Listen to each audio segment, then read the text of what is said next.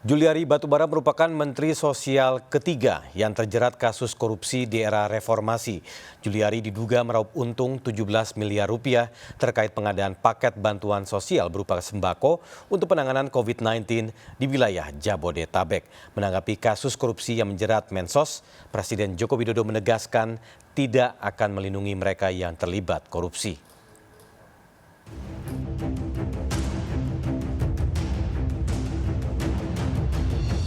Dalam 12 hari, KPK menangkap dan menetapkan 2 menteri di Kabinet Indonesia Maju sebagai tersangka.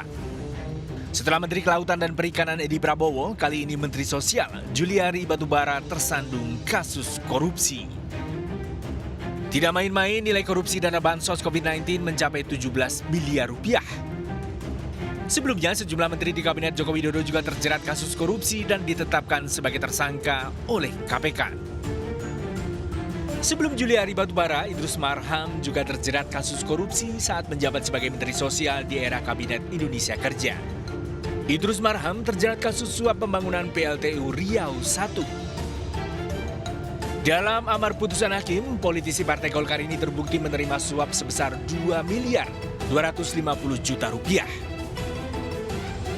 Idrus Marham divonis 3 tahun penjara dan denda 150 juta rupiah.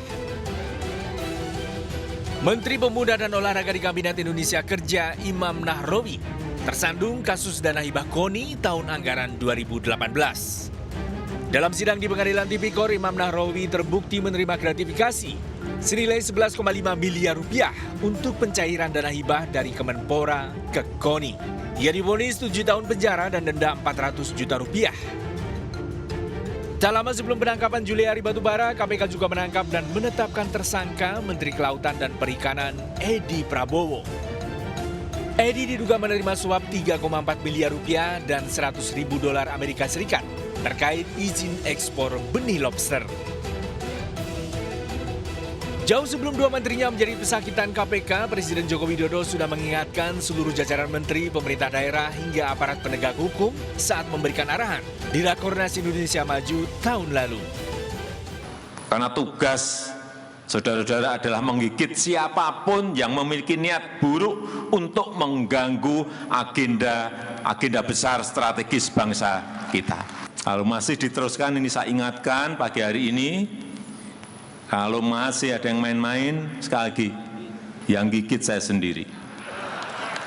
Lewat cara saya, bisa lewat KPK, bisa lewat Polri, bisa lewat Kejaksaan, akan saya bisikin aja. Di sana ada yang main-main. Ya masa saya mau gigit sendiri kan tidak mungkin. Presiden Joko Widodo juga menegaskan tidak akan melindungi mereka yang terlibat korupsi saat memberikan keterangan terkait penangkapan Menteri Sosial Juliari Batubara oleh KPK. Dari Jakarta, Tim Liputan melaporkan.